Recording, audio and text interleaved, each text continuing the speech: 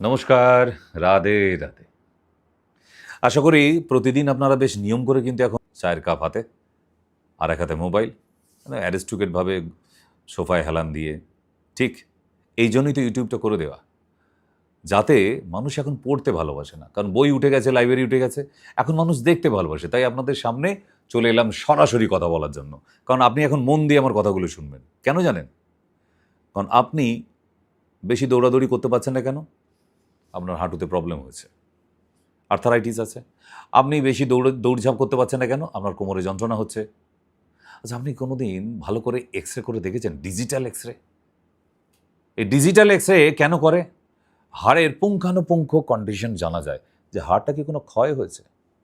আচ্ছা, এই যে হাড় ক্ষয় বলে দেয় ডাক্তার, আপনার না হাড় ক্ষয়ে গেছে, আপনার এই ক্যালসিয়াম খেয়ে দিতে হবে একদম শেষ জীবন অবধি। এই কথাগুলো কি আপনি মানেন? প্রবলেমটা হয়েছে আপনার অস্টিওপ্রোসিস। বাঁশে ঘুণ ধরা বোঝেন? যে একটা বাঁশের খুঁটি থাকতো আগেকার দিনে দাওয়াতে, বারান্দায়, তার মধ্যে ছোট ছোট পোকা হয়ে বাঁশটাকে ভেতর থেকে খেয়ে নিয়ে ছাতুর মতো হয়ে যেত। এরকম টুক করে টোকা দিলে ওই বড় পিলারের মতো বাঁশটা কিন্তু ভেঙে যেতে পারত, যাকে বাঁশের ঘুণ ধরা অসুখ বলে।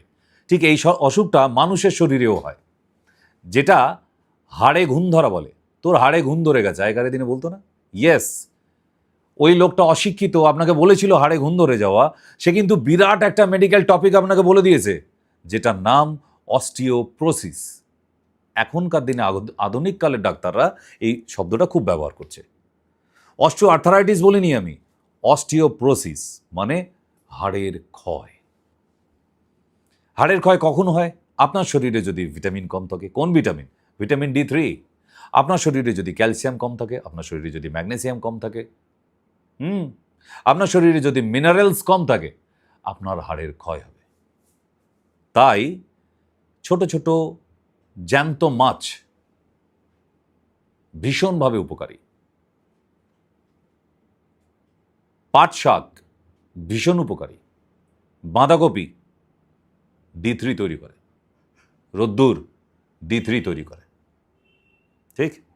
তাহলে এই ধরনের খাবারগুলো খেলে, আর দুধের কথা বললাম না কেন? I dislike that. কারণ আজকের ডেটে যে দুধ, সেটা আপনাদের মানুষের পানীয়যোগ্য নয়।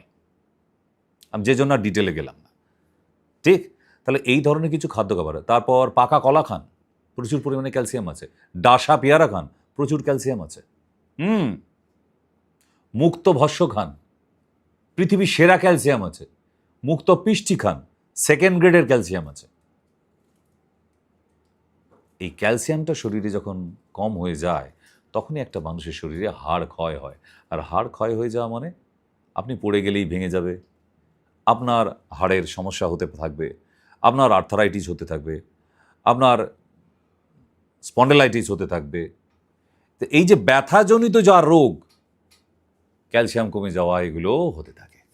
বোঝাতে পারলাম?